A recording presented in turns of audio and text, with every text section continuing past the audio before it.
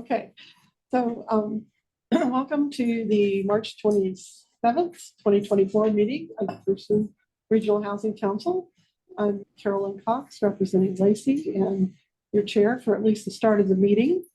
And I'd like to start with welcome and introductions. And why don't we just go around the table rather than do it by jurisdiction? Just because this is the last time I get to do this, and we're in person. You want to start? All right, yeah, I'll start. My name's Alex First. I'm the Thurston County Affordable Housing Program Manager. And Tom Webster, I am the Senior Program Manager for Thurston County's Office of Housing and Homeless Prevention. Kevin Hill. I'm the co-chair of the Homeless Services Advisory Board and the coordinator for Built for Zero for Thurston County. I'm Keely Marino. I am the Thurston County Homeless Response Program Manager. Ryan Andrews, City of Lacey Planning Manager. Jerry Lightfoot, Director of Housing and Homeless Response at the City of Olympia. As you can Jennifer Adams, Housing Coordinator, City of Lacey. Danny Madrone, Olympia City Council. Jacinda Stochus, Affordable Housing Program Manager with City of Olympia. And I'm Carolyn Cox, Lacey City Council. Michael Altauser, Tumwater City Council. Lana Reed, and I'm the Regional Housing Specialist for Thurston County and the former chair of the Affordable Housing Board, Advisory Board. And then on screen, start with Nick. Nick Dunning, Lacey City Council. And alternate or Lacey, you know. I'll go next. Tammy Smith, the chair of the Homeless Services Advisory Board. Tammy, Brad. Brad Medred, Planning Manager, City of Tumwater. Okay. And do you have anybody else with you today, Brad? Erica Smith Erickson is with us, City of Tumwater staff, Housing and Land Use Planner. Okay, great. Well, Erica, welcome. Alex, really quickly, just so you know, Ariel will need to be promoted and given this presentation. You're hoping she's going someplace else. Okay. Just as a note, I'm getting, with the exception of Carolyn, I'm getting breakup when people are talking in room. So if we just stare into space when you call on us, that's the reason why. For that, heads up. So maybe aim your voice at this microphone if you're on this end of the table. If you're at that end of the table, it should pick you up on where the camera's at. So I don't know, maybe that would help. Brad, can you hear me okay? Okay. So I think maybe that's the issue with the HVAC and stuff, where we can just kind of project towards that thing in the table. It'd probably be the thing to do. So where is it on the table? This one right here, Oh, yeah. or on the wall. On the wall. Okay. Yeah. So, yeah. Even though you're talking to us down there, look at the wall. Good enough. All righty. Has everybody had a chance to review the agenda? Any proposed changes? All right. Move approval of the agenda. Thanks, Danny. Okay, give her a second. All right. All in favor, please say aye. Aye. Cool. Any opposed? Motion carries unanimously. I'm told we do have somebody signed up for public comment. We did, but they're not present. Well, we'll hold the space if they do show up. Okay. Very good. Well, do you all want to do the ERU? Oh, well, yes, we do. Thank you. But I have a motion to approve the minutes from our last meeting. So moved. Second. Okay. Any comment? I have a comment. I was not present at the last meeting, but I consulted with Joan, who was present, who did represent the city and said that the minutes are reflective. So I feel comfortable voting for the minutes, even though I was not present for the minutes for the meeting. All righty. Well, I'd just like to add my appreciation for our minutes taker because they are very thorough and very accurate, and I really appreciate that. So, ready to vote? Okay. All in favor of approving the minutes from our February meeting, please say aye. Aye. Any opposed? I'd like to welcome Carolina Mejia to our meeting. Carolina is now the alternate for Thurston County on this board. And I'm really happy to see both her and Nick showing up to the meeting. And I know that Joan Kathy regularly attends for Tumwater. I think it really is helpful to do that because you never know which meeting you're going to suddenly be thrown into the driver's seat, and you want to have some clue as to what we're working on and doing. Right, so still no public commenter? Okay. All right. Do you all want to pass over the chair, vice chair election until Emily gets here? She should be here pretty quickly. With courtesy to her. Okay.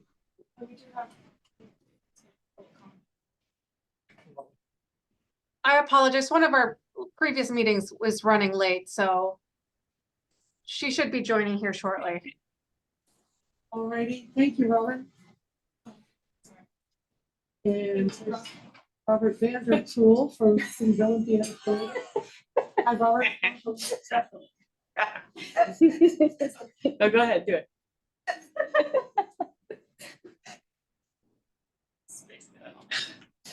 Okay, what's going on? That was just a lack of communication. All right, that's all right. I just thought I missed something here. But why don't we? There she is. Boy, talk about timing. We're just going to vote on chair and vice chair. And here you are. We were gonna vote for you as. Tell me. Very cool. Okay. All right, so back to our agenda. I'd like to start with nominations for chair. And I would like to nominate Michael Althauser to succeed me as chair. Will you accept the job? Sure. Very happy to. Okay, are there any other nominations for chair? Okay, hearing none. Let's take a vote. All in favor? I think you're second. You did. I will second your nomination. I don't think there needs to be seconds in this Yeah. process, but just to be Make sure. certain, I will second your nomination. That makes me feel so much better, David. All right. Well, I have great faith in Michael. I think he's going to do an excellent job as our next chair. And he's smart. He's got great skills, and he is a founding member of this group. So nobody in this room, other than maybe Tom, knows more about where we've been and hopefully where we're going. So all in favor of approving Michael as our new chair, please say aye. Aye. Aye. Any opposed? No. All right. Well, I'd like to turn the gavel over to you, Michael, but if I would, I'd like to just say a quick, quick word. I really want to appreciate the support of all of you during my time as chair. I've tried to focus on building relationships, working with external, getting external advisory boards set up so that we have a very inclusive collegial board, as well as getting the structure more firmly set so that things move more smoothly and we know where we're going, sort of. So with that, I'd like to come over to Michael. Congratulations.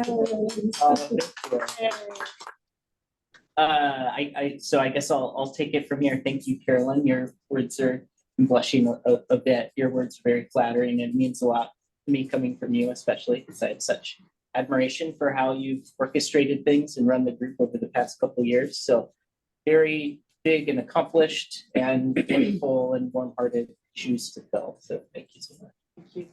So I guess our next order of business is I think we have to reconfirm the vice chair. So I would entertain any nominations should they exist, though I think it has to be the county. But I'll nominate Emily class. I'll gladly second that. Nomination by Danny and seconded by Carolyn. Are there any other nominations? Are there any other nominations? Are there any other nominations? I don't know if you actually have to do that, but I see people do it, so I'll just go ahead and do that. Seeing none, we'll call for the vote. All those in favor, please signify by saying aye. Aye. Those opposed? Motion is unanimous. Congratulations. Hey. Celebrate twice. So to move to the substantive portion of the agenda, our first item is the lot pilot program in the ERU allocation. Jacinda can help us walk through that. Yes, Michael, before I jump into that, I think Joan has joined us. I don't. Oh, welcome, Councilmember Kathy. Sorry, I didn't see you on the big screen up there. That's okay. When you become a big shot, you don't have to worry about it. Well, I did have a page to mark this ascension, this anticipation. I'll suspend so we can talk about the ERU. I'm Michael, don't worry. That's always the good of the order. Yes, sure. All right. So this item does have a staff report. I won't read all of it. But in 2023, last year, LOT created a pilot program, the Affordable Housing Support Pilot Program.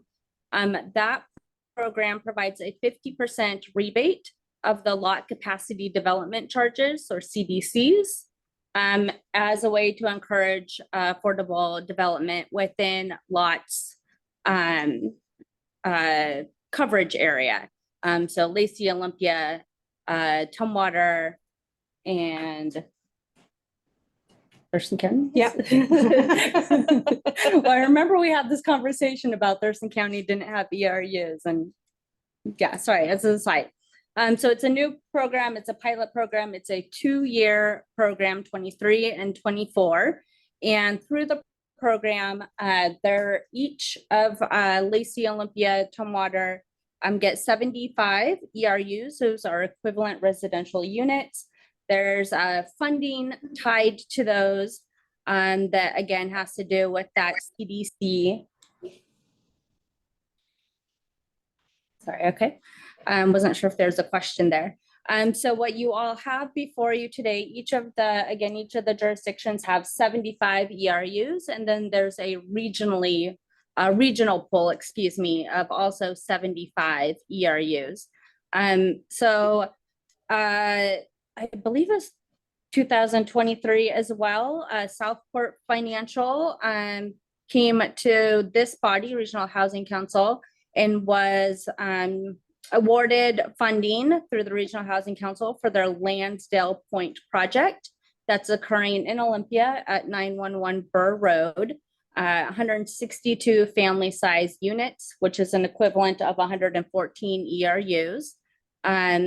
Those units will be rented to households primarily at or below 60% of the area median income. So the project has applied for the lot rebate program. Again, they need 114 ERUs. So we are coming to you today because Olympia does not have, even if we did have our full 75, that of course would not be enough to provide the full 114 ERUs needed for the full project. So the request today is for those region-wide 75 ERUs. City of Olympia intends to provide about 25 of the needed 114. City of Lacey has agreed to provide 14 if another project does not come up in the meantime, which they don't anticipate will happen. And then to make up the difference between the 114 needed and the balance there, the 75 are being requested again from that shared pool. So LOT is actually the final decision maker when it comes to how those regional ERUs are dealt out. But the pilot program's guidelines do specifically list that for that region-wide pool, they would like a recommendation from this body on how to use those. So the proposed recommendation is to support use of the shared pool ERUs, again, 75 for Lansdale Point project. The financial implications would be that there wouldn't be any more regional ERUs available, at least through 2024. Lot has indicated that they are happy with the program. They have not officially met and decided if the pilot program will continue in 2025 or not. So if that does happen, there would be another 75 essentially available next year. But that isn't a guaranteed until they meet and decide if the program will continue. So again, the recommendation to this body is to support the use of the 75 shared pool ERUs for the Lansdale Point project with a recommendation to Lot to award those to Lansdale Point. Great, thank you. Are there any questions?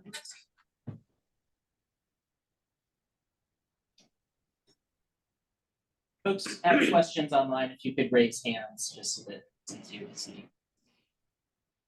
I would just say that for Tumwaters, we looked at our ERUs and all of our 75 are obligated to projects that we anticipate coming online, which is why we haven't said that we would have any to contribute. But does anyone have any other questions before we take our action here? Scrolling down to the right. I don't have any questions, but I have a comment. Go ahead. I just want to appreciate the collaboration around this. Yeah, thanks to everybody for looking at the shared pool and the city of Lacey for offering a portion of yours to make this project complete. And I wonder about, at the conclusion of this pilot, I don't know exactly what it's like considered to be ending, or even sooner, writing something to Lot as the RHC saying how much we've appreciated the program and we would love to talk about next steps. That's a great suggestion. We've also asked a lot of these regional entities to be partners in housing, and it seems like Lot has really tried to be very creative, either through this or through the trailers. Their programs have been really receptive and helpful for that. But and two of us on this board serve on the Lot board as well. So I did suggest we write a letter to ourselves. So your diary. But I think, as a board member, I can say that, we've been pretty excited about the possibility of doing this and moving this program forward and having a contribution to affordable housing in Thurston County. And it's a small piece, but it's an important one, an individual homeowner. So.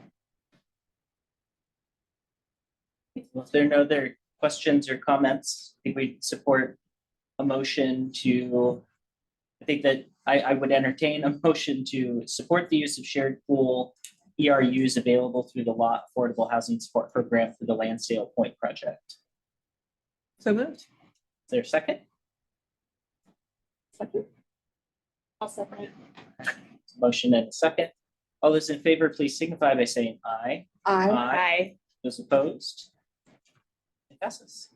That's great. Thanks, everyone. And our next item on the agenda is the Built for Zero presentation. Haven, help us walk through that. Yes, indeed.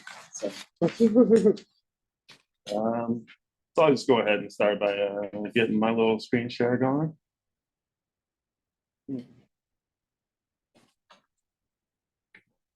Excellent. And what you should be seeing on the screen is a replication of my screen that says Built for Zero and You.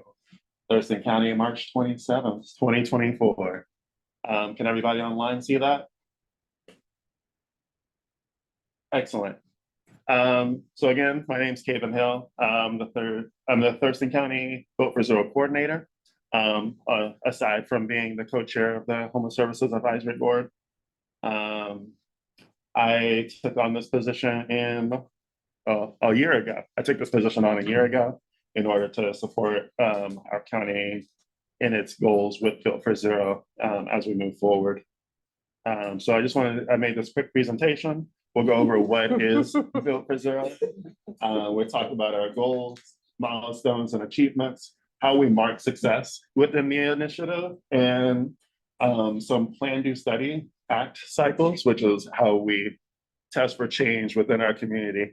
As we move forward, just a quick trigger warning. I do love gifts. Feel free to guffaw out loud. Are they all cats? They're not all cats. Phew. I apologize for that in advance. Yeah, more cats. One thing I'll say is I've seen from other presentations is generally when I do a presentation, I'll present the information, and then if folks have questions, we can go slide by slide. So feel free to interrupt me at the end of each slide if you have a question, and I'll try and answer that. So this here should be somewhat common information. This is why we're involved in the Built for Zero initiative. We had homelessness declared a crisis in Thurston County in 2018. It was declared a crisis across the West Coast in 2016 and 15 and multiple other jurisdictions. This was following an increase in our total number of unhoused population, which was double digit from 2016 to 2018. What I wanted to make sure was noted nationally, as I have the PIT count information here, is that nationally speaking, we've had a 25% increase from 21 to 22 and a 12% increase from 22 to 23. However, that is not reflective in our PIT count totals. And I wanted to include that information because I felt like it shows that when it comes to our homeless response crisis plan, which we implemented in 2018, we're seeing a direct response to that. In the PIT count graphic, there are some noted time points that were marked for consideration. Two things I wanted to also notate was that our PIT count for 2023 says 740. By that point, we had already started developing a by name list, which is a large portion of Built for Zero, to create a by name list so that we can actively see who's accessing our homeless response system in real time. So our PIT count to our by name list was off by 600. So it kind of just goes to show what we're trying to accomplish as part of Built for Zero. Another thing I wanted to acknowledge is that we had our TRAP and rental assistance program from April 21 to July 2023, which I also believe helped support our lower numbers within the snapshot, which is usually visible homelessness. Questions before I move over? I'll keep moving. So what's Built for Zero? Built for Zero is an initiative in Thurston County that we've been part of since 2021. Unofficially, since 2018, we've been replicating some of their work here in Thurston County. The aim is for us to reach functional zero for our chronic and veteran populations, where functional zero essentially means that for every person entering homelessness, there is somebody exiting homelessness. We use a multi-layered data-centered approach to help us understand, again, who is accessing services in real time, so that we can understand where the gaps in that service, in those services are.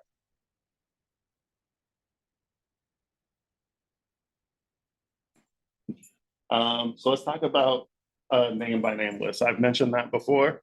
But the by name list is something that we are using in order to capture an ongoing census of who is accessing our homeless response system, where they're touching, where they enter into, say, coordinated entry, where they exit out of coordinated entry, where they enter into our housing programs, where they exit out of our housing programs. The by name list is made to create that shared sense of responsibility. We use it to improve case conferencing. We use it to, again, illuminate and collect data, ensure that people are being matched to the resources that best fit them, and identify those focus areas.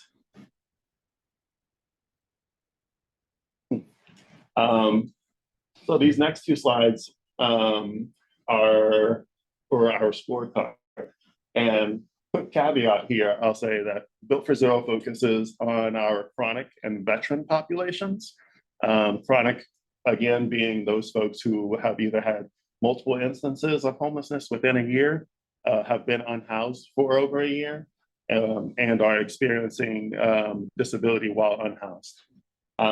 We have a partner initiative, that's Anchor Community Initiative, and they focus on the youth population.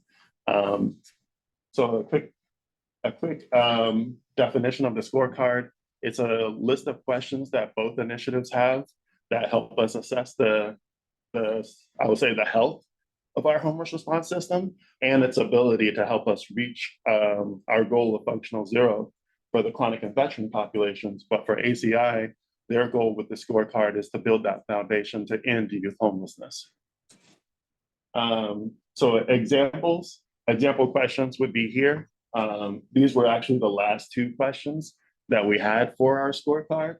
Can your by name list track individuals who become chronically homeless after they've been added to the list?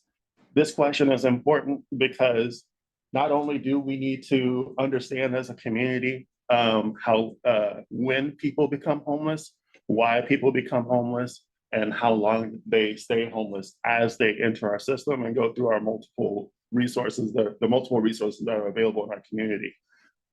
If we can track that, then we do gain that better understanding of why people might be unhoused for a year or longer. There's a lot of circumstantial data to show why people might be unhoused for a year or longer. But I do believe that with the changes to data that we've made as a county over the last 8 years now, that information really helps us to make those improvements to see the outcomes we're trying to get to. The second question is, does your community have a way to track actively homeless individuals who have not consented to services? That means they don't want an assessment, they don't want their name on a list, they don't want to do an intake, they don't want to be on coordinated entry. But we still we as a community still have to be accountable for those individuals and understand their journey through homelessness as well. Answering both of these questions as a yes literally took the entire time that I've been working in this position. So the whole year, I took the whole year to answer these questions. Yes, there were other questions. Slow down.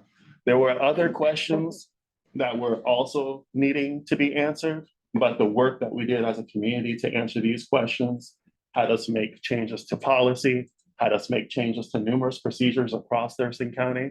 And it had us change how we do outreach within the county as well.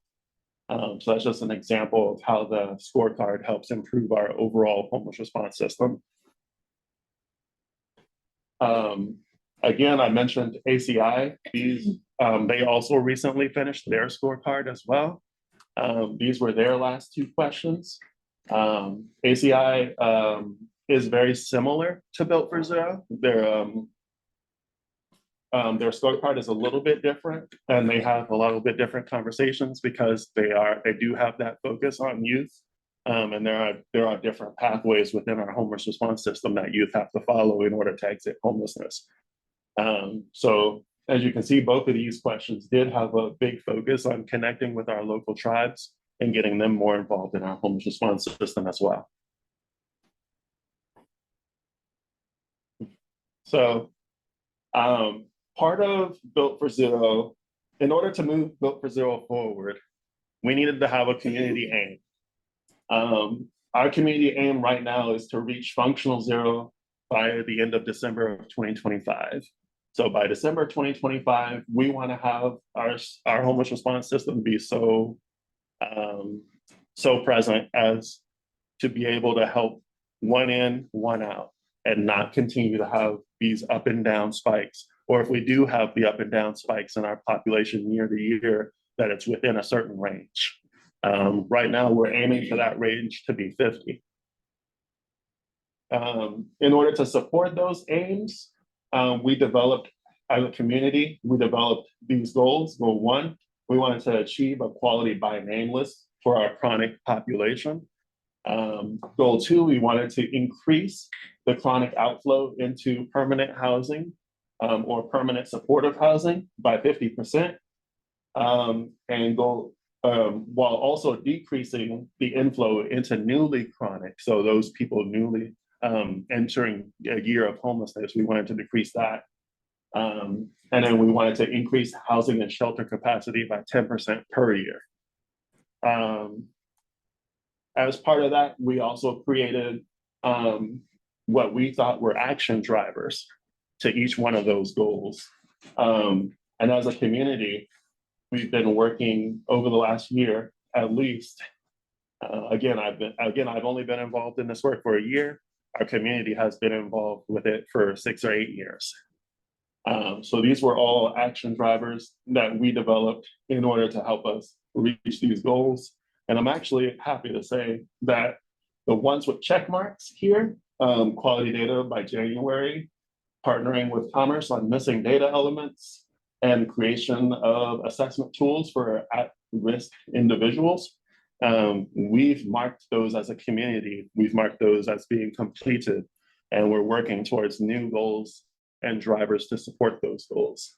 So the next time you see me present on this, I'll probably have different goals to talk about.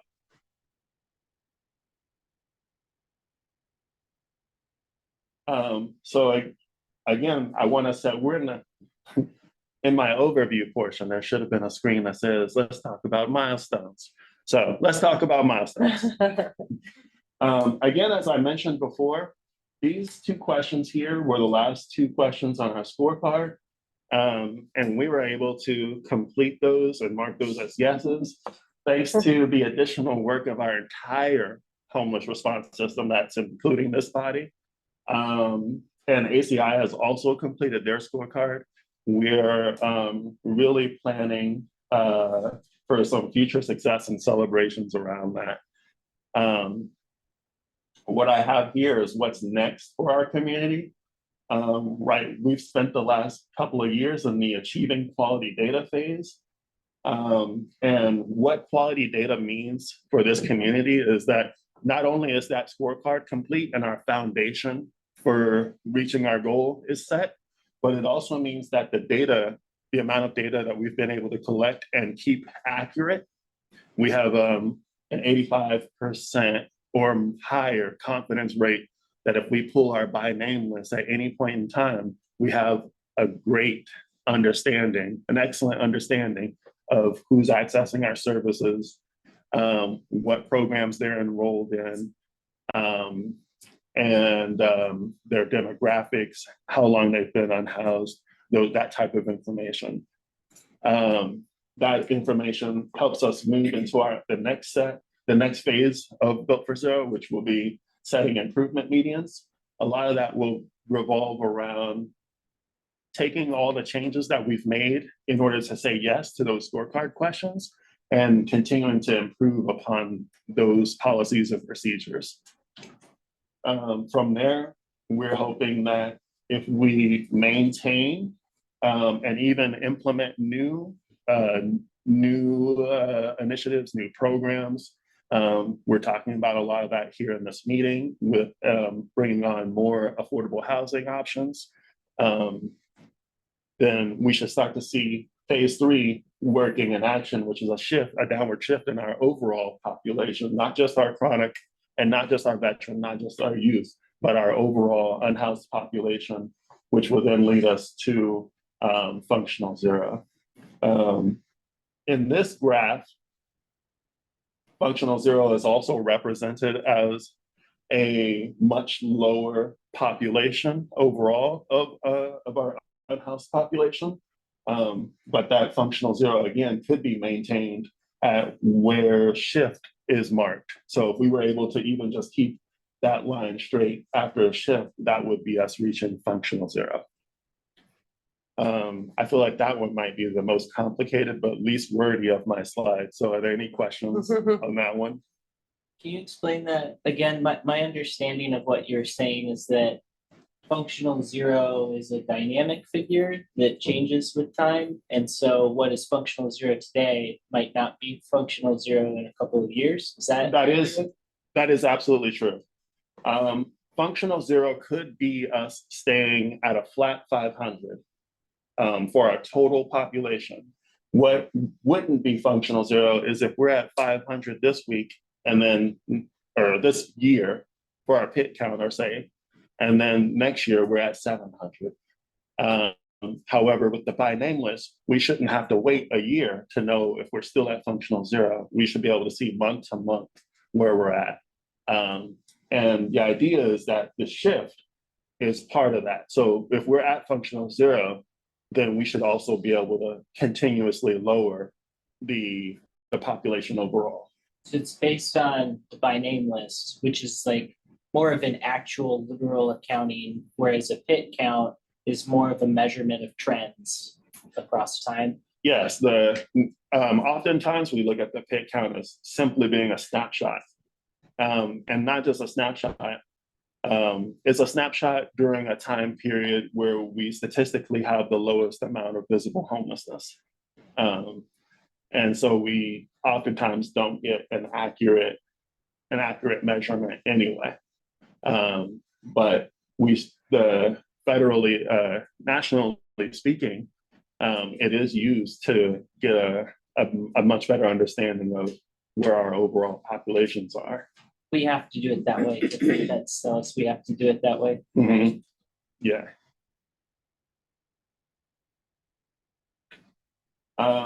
So how do we mark success? Within Built for Zero, the largest ways we mark success, again, quality data, that confidence that if we pull the by name list at any point in time, we have an 85% confidence rate in that this is what our homelessness looks like in our county. Higher level of engagement from providers and our unhoused community members. Ooh, excuse me.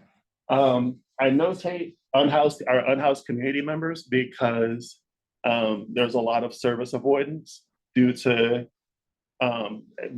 valid frustration within the community, in the sense of so many members thinking that they can access one service and that not being the case, or programs falling by the wayside, or just a lack of communication in our community to support referral processes. Improved outcomes from our community case conferencing, identifying exits from coordinated entry programs, and an improved understanding of diversion prevention, and of course our coordinated entry programs. These are current things that we're using within Built for Zero to mark whether or not we're making headway. So again, how are we tracking it? We actually use a program management tracker for this initiative. And in that program management tracker, we get monthly, Ariel gets a collection of data from all providers in our homeless response system who are reporting to HMIS, and uses those metrics to create much more digestible information for our community. So this is just an example of the type of information that flows into our project management tracker. Ariel is on the call, I believe. So if you want to speak about this, what we're looking at right now, that's totally up to you. But I can also keep moving. If folks have questions, I'm happy to, but you are doing a fantastic job, Kevin. Any questions? Excellent. I'll speak on some of these more, but one of the things I really want to show, and again, the information we're looking at on the screen right now is based off of our chronic and veteran populations. But the project management tracker can also help us look at our whole populations. a lot of the changes we've made to our reporting standards as as Thurston County have actually made it so that we might have quality data for not just our chronic and veterans, but all singles, which is something we're working towards as well. And then I also want to point you all's eyeballs to the, well, it's very small, but it says inflow and outflow. You see it's going kind of up and down. Our population goes up and down a lot. And you see in the lower right-hand corner, we have 12% of folks in February moved into housing, whereas, and that's how that's based off of us identifying exits. Whereas 88% of the folks that we had who exited our program exited because they were inactive and we couldn't make contact with them. As part of this program right now, and I'll move forward. Well, can I ask real quick? Go for it. When with inactivity, like how long does somebody need to be inactive to be exited from the system? The current coordinated entry policy has us listing 90 days. 90 days. So when a participant engages with our services and does an intake process, we encourage them to engage once a month even, but at least once every 90 days. But in order to get that number lower of folks who are exiting due to inactivity, we are also utilizing our case conferencing meetings to try and make contact with individuals. We're utilizing the coordinated entry team to make contact with individuals, and we're really putting the onus back into the community to try and make contact with individuals and record that within our shared case management tools, our shared case management tools. And I have a follow-up question to that. Do other counties use this by name system so you can kind of see, oh, okay, this person's inactive, but now they're over here. And so you can kind of track who fell off due to, you know, just not engaging with the system versus being a part of somebody else's system? I see. Currently, we don't have much contact with other counties. What ends up happening sometimes is that we learn that a person might have exited our system because they were no longer eligible, maybe because they went to another county. And that's the type of thing that we would only find out through coordination with other members of the homeless response system. So if someone's accessing substance use services through a Capital Recovery Center, and then the person they're working with moves up to Kent. If Capital Recovery Center does not exit that person as no longer eligible, then we end up not knowing where that person went. And that's a huge part of my role as Built for Zero, is really bringing in all of our programs together to work together and make sure that we don't exit people just due to inactivity. We want to know where they're exiting to. Thank you. So the by name list is this so yes to yes, and the first question is like, do you want assistance? And the second question is like, does the system have a unit that would support you and your needs, right? Yes. And so the first question, the first yes, is like, do you want to be on the by name list essentially? And if you exit out due to inactivity, then the voluntary enrollment on the by name list means that you're no longer on the by name list. They would exit out of coordinated entry for sure. Yeah. But depending on what programs they're engaged with, they would still be part of the by name list. Okay. The coordinated entry is like the first yes. Yeah, it's a great yes. But coordinated entry, the first yes on coordinated entry could be as simple as engaging in services, say at Sergio's. If they go to Sergio's on a daily basis, they could not be in coordinated entry, but still be part of our by name list. Okay. So then you get, if you're inactive after 90 days, then you're out of coordinated. Yes.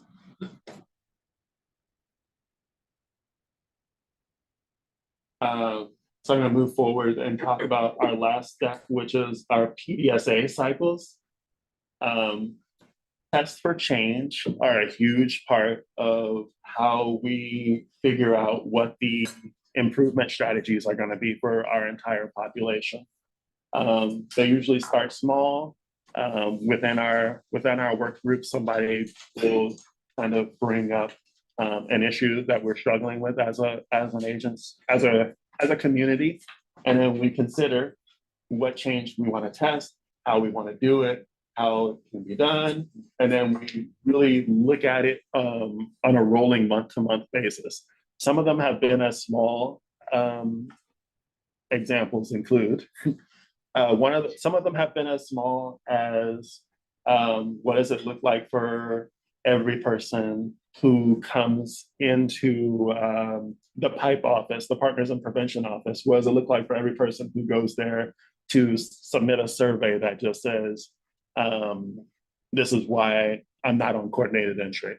A larger one has been that we've been working on pretty recently is connecting with all outreach organizations and having them submit a monthly tally of how many people they're engaged with who have no HMIS and haven't done coordinated entry ever. So we use this system to test those changes and then tweak our homeless response system instead of trying to implement a large change all at once that may or may not work. Some examples of tests for change within our community would be improving the coordinated entry intake and referral process, which is something that we have an active community for. They're currently looking at making changes to the heat assessment that we use to enroll people in coordinated entry. We want to lower our monthly return from inactive and lower exits due to inactivity. Those two really go together because oftentimes what happens is we have a lot of people in our community who enter into coordinated entry from one door or another. And then they think that that's it. It's one and done. Now I just wait for the system to work. And then they later on, maybe 6 months to a year from that first point of contact, learn that they're not on coordinated entry because they haven't been in contact. So again, that's something that we're really working on. We want to improve our coordinated entry connection I put Fleetwood, Billy Frank, and Arbor Manor there, but we're really looking to improve our coordinated entry connection with the options that are already listed on our intake, but we also want to improve coordinated entry with all options that are available for shelter, emergency shelter, permanent housing, even through our rapid rehousing programs. We want to improve our coordinated entry connection with landlords. We're looking at how we can use foundational community supports for additional housing options outside of coordinated entry. And we're looking at very strongly at reducing exits from mental health, from mental facilities into direct unsheltered homelessness where that would have a detrimental outcome. That's been a huge conversation topic in our community.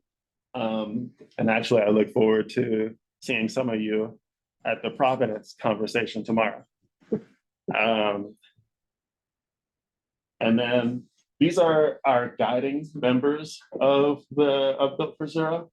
Some familiar faces up there, maybe for y'all, but these are just the key members who are generally involved month to month rolling. I included Keely here. Ariel is our data lead. I'm the improvement team lead, the coordinator. Neil Conjoy, Allison Waters is our coordinated data entry specialist for Thurston County. Meg Tony is our ACI coordinator. Again, you can contact any of these individuals if you're ever curious about BFC. The goal is to make it so that the people on our improvement team are kind of like our octopus tentacles. So if there's someone you feel more comfortable talking about BFZ with, you can always reach out. And then I think that's it. Oh, these are folks that I'm trying to connect with. So the the green check mark means they're engaged currently, and the white arrow means that I'm reaching out and maybe sending multiple emails. So that would be that. Can I ask a question real quick? With crisis response unit, is that Olympia's program or Lacey's program or? I did separate out the MOT team because I do have some buy-in with the MOT team to be involved in BFC. And then I'm working with the crisis response unit and Olympia to try and get them more connected as well. Okay, great. They're definitely very helpful, and they've helped us improve our case conferencing, our Thurston County case conferencing. But because they're so involved with our populations, all of our populations involved in Built for Zero as well. Okay.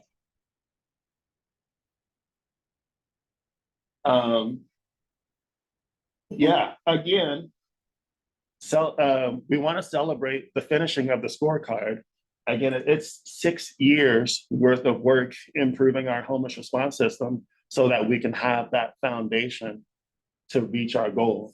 And I'm not much of a party planner, so I'm kind of leaving that to Keely and company. But that would be, we want to invite all of you to be at that celebration when it happens.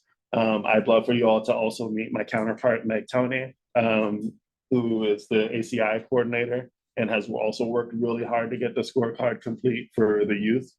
And as we move forward, I really look forward to the support from the community. There's 100 communities, over 100 other communities across the world who are also involved in this Built for Zero initiative. With one of the ideas being, just because one city is doing homelessness well, we don't want to just send everybody to that place. We want this to be a national trend where we use the data and the cooperation of our national homeless response systems to help us all reach functional zero. And that's all I got. Any thoughts, comments, questions, concerns? I'll really take it all.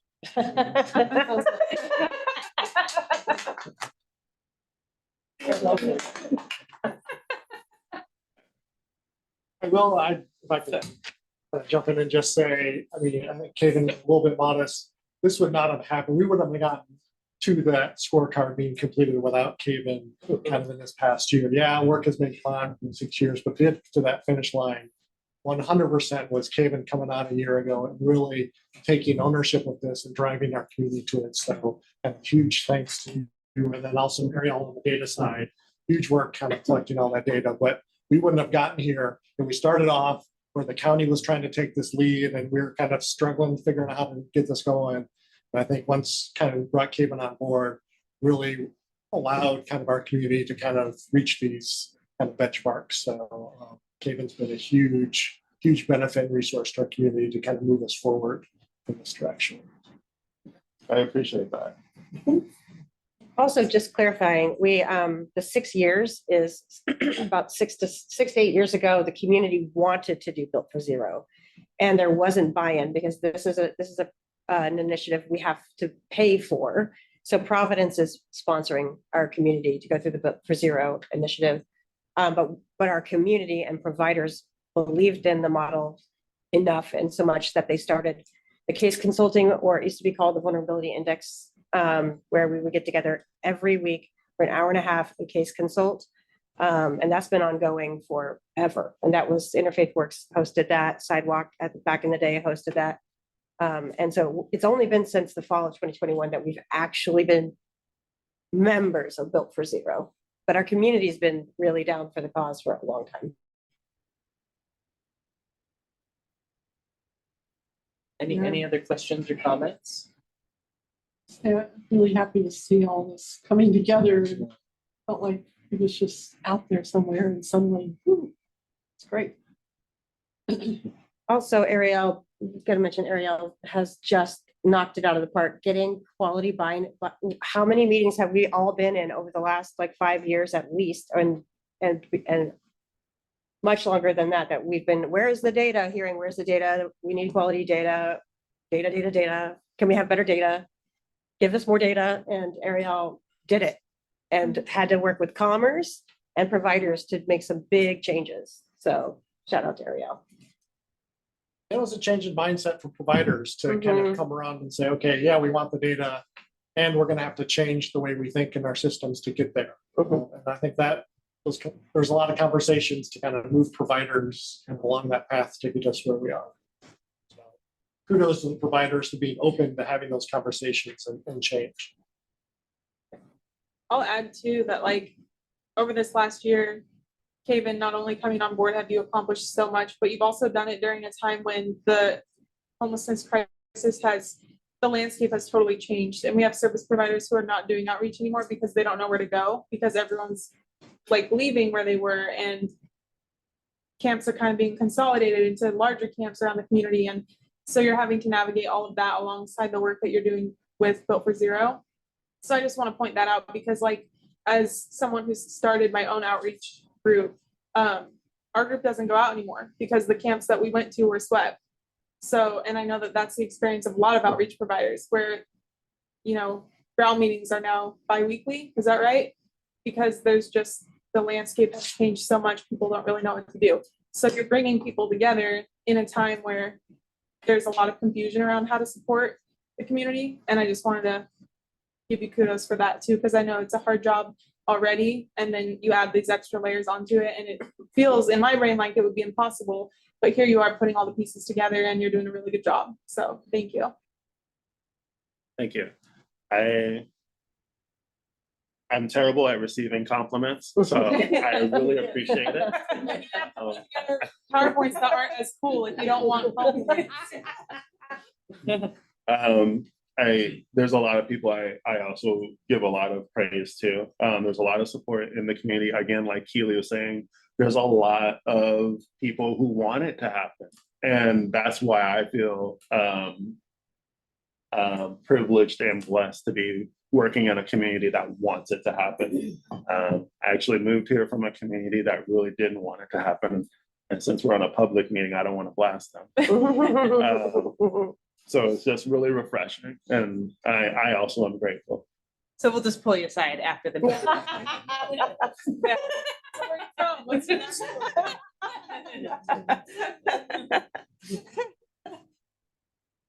Well, Can I say one more thing? Yeah, Kaven? absolutely. It speaks to the level of engagement too, between Kaven and providers with the folks who are unhoused. People attract them. People are we're protective of our unhoused community for a lot of different reasons, and just building those connections and relationships. That's in itself should be a benchmark, or should be measured too, because it just doesn't happen. It doesn't happen. People don't want to engage with any system, but we're attract people. Lovely skills of communication. You've built relationships with people. As is, I have a lot of providers. And the PowerPoints. Well, I'll leave it to y'all to move forward then. Well, this was just an informational presentation, so no action needed. So I guess we'll move on to the next agenda item, our mobile home community. Is that what the C stands for? Mobile communities? Yeah, manufactured home communities. Manufactured home communities. I think you'll help us walk through this. Yeah, and so really just, again, an informational update based on conversations this body had really starting last fall with increased interest in what's going on with our manufactured home communities. The tech team was really charged by this group to come up with a program of, if one of these communities comes up for sale, what role could the RHC could play in helping support tenants, whether acquire that or whatnot. So really just want to let you know, we've formed a work group, we've started. One of the first things we've done is just try to gather data about our manufactured home communities. And so we've done some basic work working through kind of our existing, the county's GIS system in terms of what properties are out there are coded as MHCs. So today we have approximately 126 manufactured home communities. Some of those may not be kind of traditional manufactured home communities that are open for anyone. Some of them may be kind of local organizations that have, I'm thinking of Union Gospel Mission, has a park in Tumwater where they have a recovery program, and that's coded as a manufactured home community, but it doesn't operate in that model. So there's a couple of those. And in total, what we know is that represents around over 4,300 units of housing, and we don't have unit counts for all of those parks, so that's probably an undercount of that. What we've gone through in your packet, there's a list of the data elements we've collected on these parks. So just the owner's name and the owner's address, and along with the physical kind of location of the count, what jurisdiction they're in, a unit count. If we have that, we don't have that for every park. We try to estimate that for some parks based on a visual, just looking on Google Maps or the satellite image.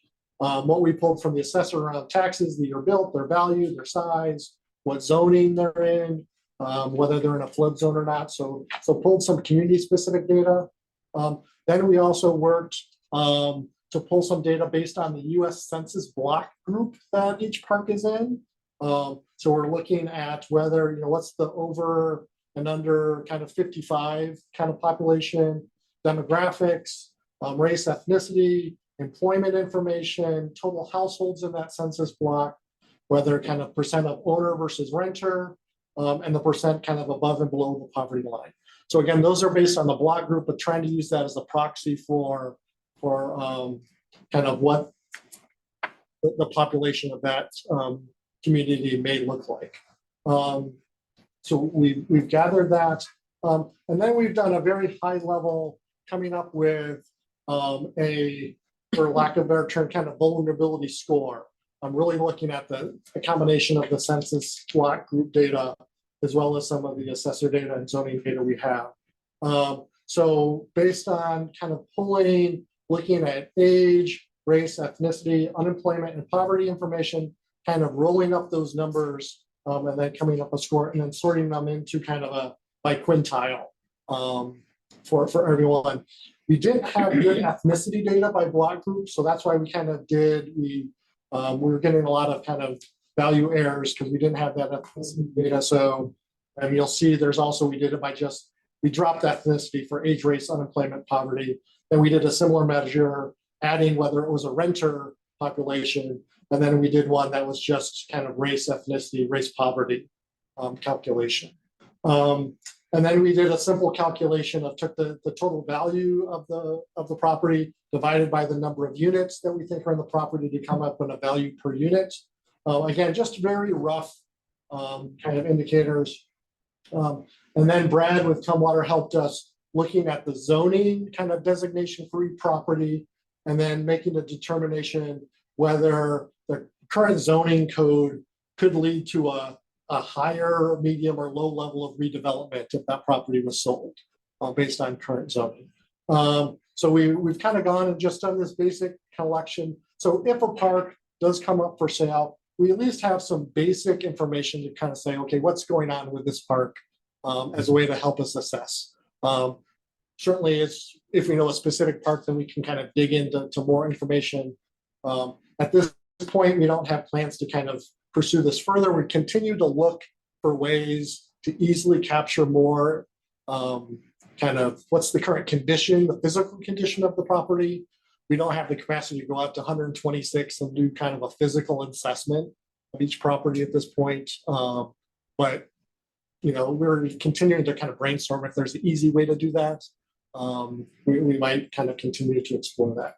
So we've done that first, kind of looking at kind of what our parks are and trying to gather some basic data.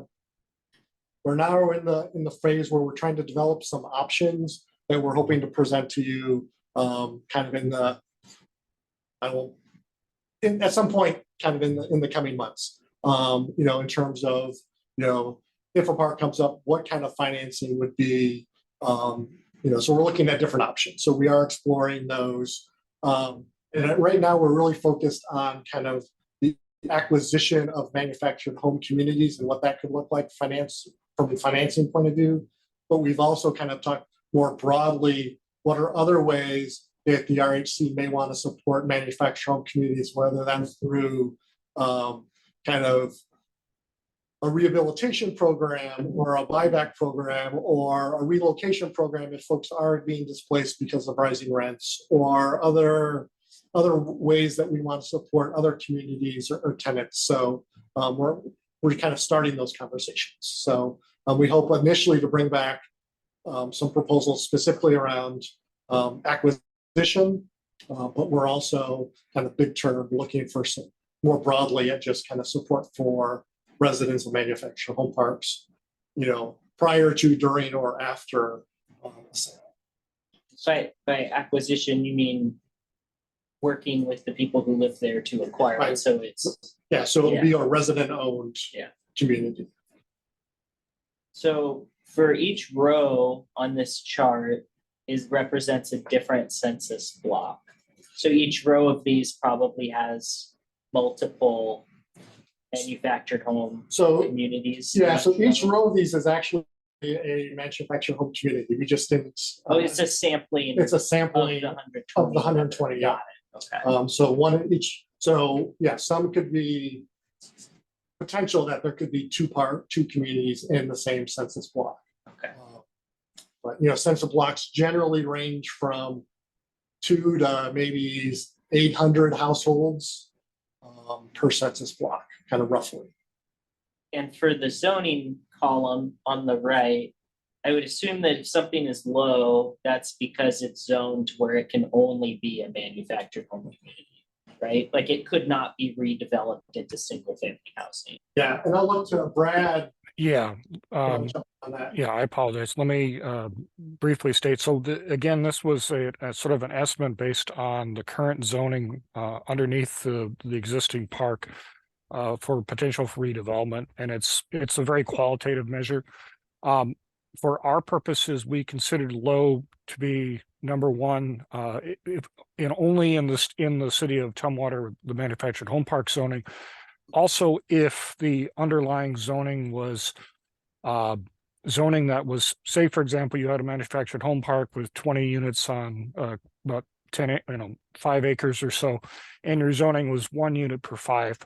It's the likelihood of taking out a park and reducing the density to redevelop, that would be something we would consider on the low end. I believe when I also went through this, I also assumed if it was a 1-to-1 change, meaning that if you currently have the same ratio of manufactured homes on the site versus what could be potentially allowed under the maximum for zoning, that would be a fairly low opportunity for redevelopment, given the cost of redevelopment and also the fact that you're probably income-wise not over the course of time, you'd probably earn more by keeping the manufactured home park in place. Medium was, okay, there's a slightly greater chance based on the difference in the zoning that you're going to be able to get a higher density, get a higher unit count there. And then high was something going from an existing manufactured home park up to, say, a commercial or industrial use that would have a much higher return potentially.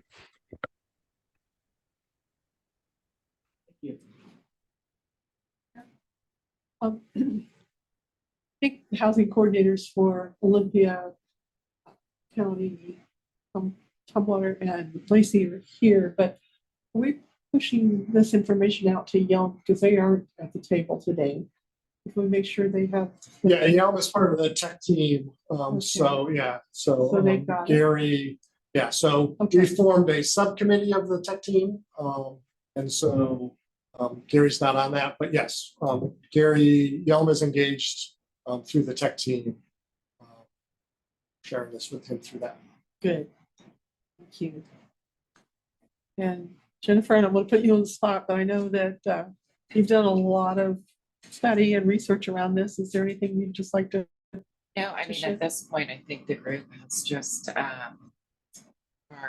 done a lot more than I ever did. So I was really impressed, Tom, with everything that the county came up with, and it's been a really helpful tool so far. So, thanks to the group, and hopefully it's setting groundwork for us to, keep moving forward with ideas and stuff to bring back. I've just got a question. I'm kind of curious because I haven't been involved in the process.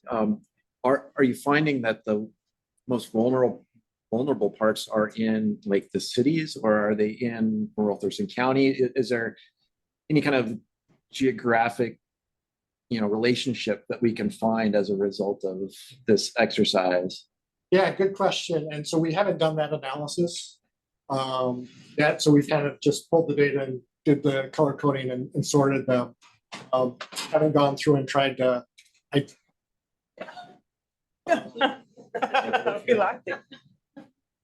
Yeah, we haven't tried to do that analysis to say, kind of where are the ones that are coming up more vulnerable, and kind of whether that's, so it's certainly something we could look at doing kind of down the road. So at this point, we've really just kind of pulled that data, we have it, but we haven't dug into it. Yeah. Any other questions? Oh, Robin? Thank you. Wonderful work on behalf of staff. This is very informative. I'm curious if you have looked at the state laws regarding manufactured mobile home communities, regarding their opportunities to purchase and state programs around this. Mm-hmm.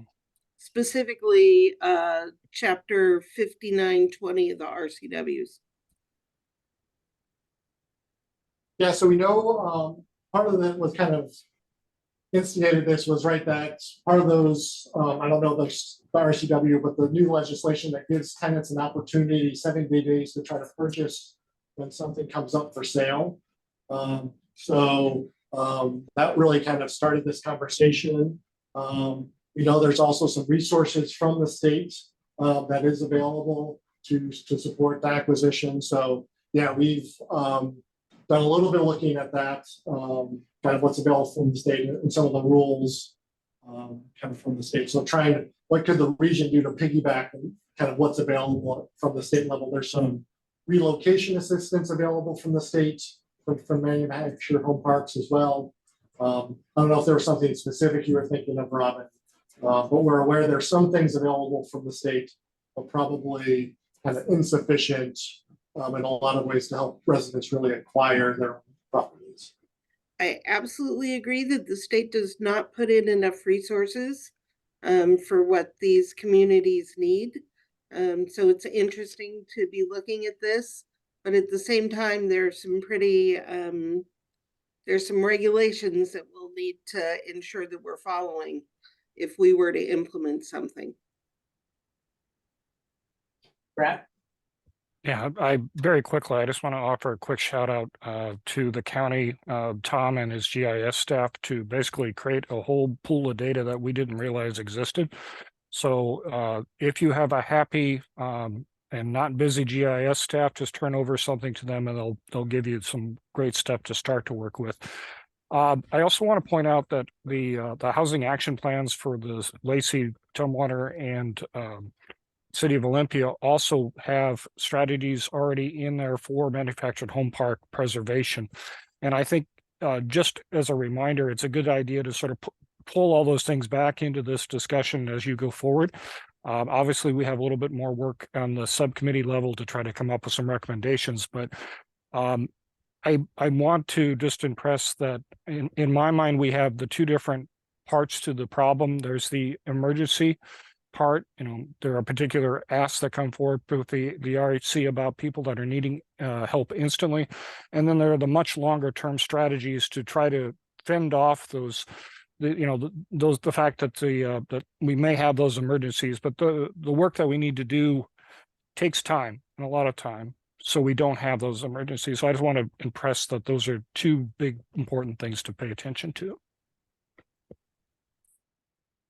To the extent that I think there's deficiencies in the RCWs that exist in terms of like 75 days is not a lot of time. We aren't allowed to do rent stabilization within mobile home park communities specifically. Like to the extent that there are state laws and things precluding us from being more effective, I think that's still an important thing to highlight so that we can express concern about those things with our legislative partners and delegations so that they have ideas for how to improve it too. Annie? Yeah, I think, another thing, speaking of legislative partners, one way that this data could be used is looking at all of the properties that were ranked a pretty high risk of conversion, and adding up the land value for all of them, and then going to the legislature and saying, we did this analysis. These are mobile home communities, manufactured home communities that we've identified as a high risk for conversion if the land were to be sold. So like just in Thurston County, this is the dollar amount that we're talking about, just to start to ground the legislature in just how extreme the crisis is, and hopefully put some energy behind them into further investments.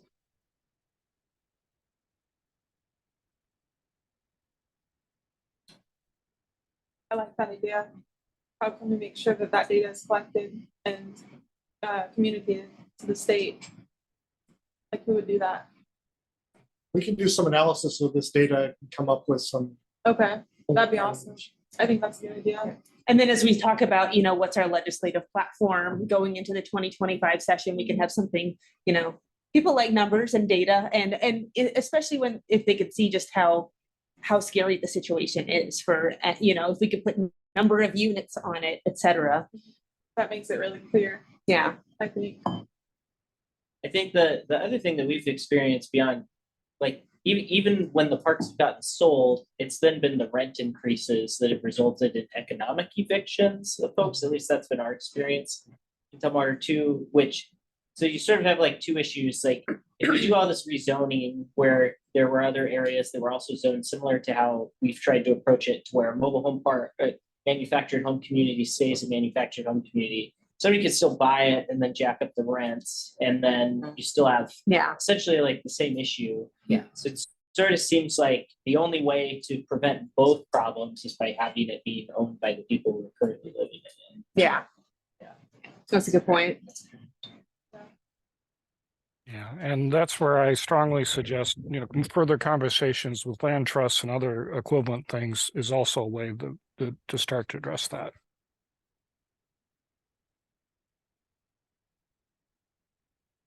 Have any other thoughts or comments?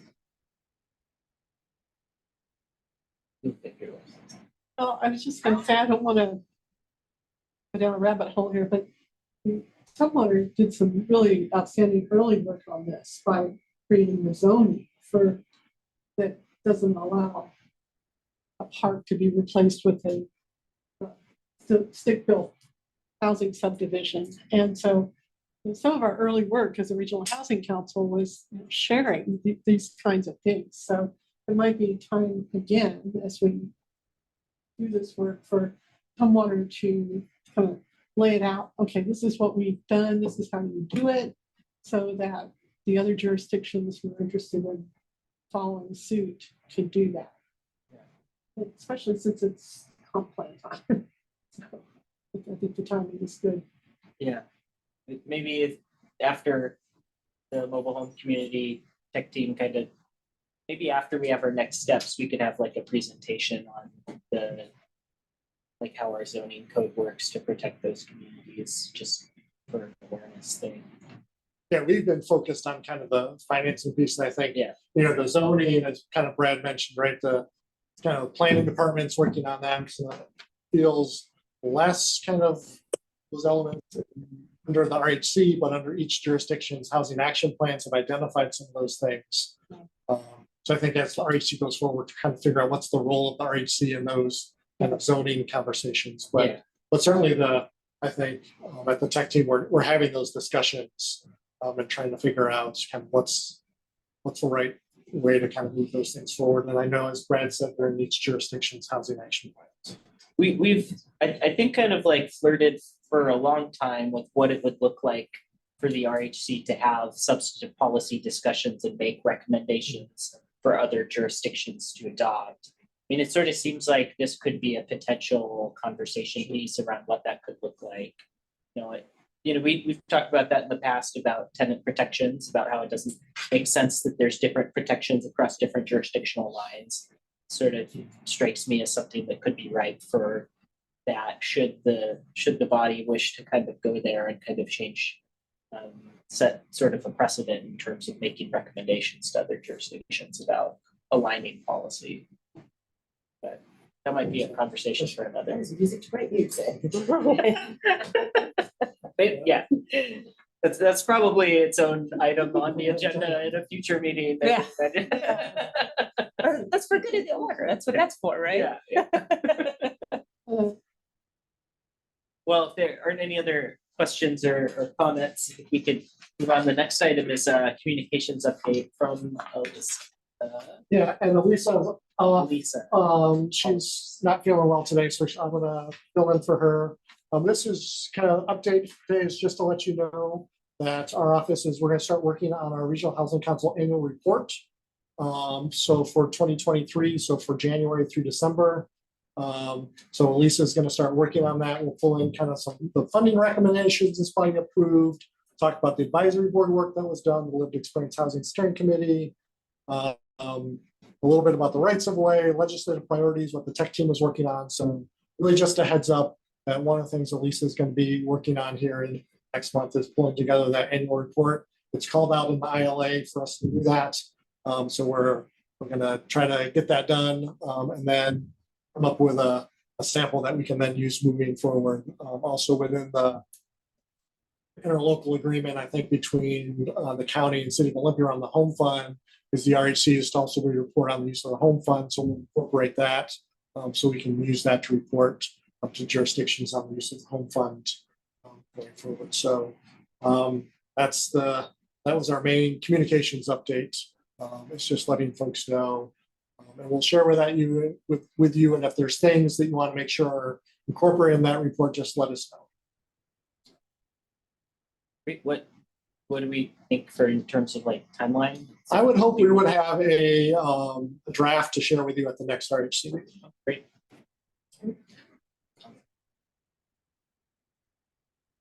We just did, our office did our annual report that has a lot of overlap. And so I think we can, in some ways, piggyback on some of that similar information. Well, our last item, well, I guess our second to last item is just good of the order. I don't have anything from my neck of the woods, but I don't know if anyone else has anything exciting. If not, it doesn't have to be RSC related. It could be fun if you're going on vacation or something. This isn't fun, but I just want.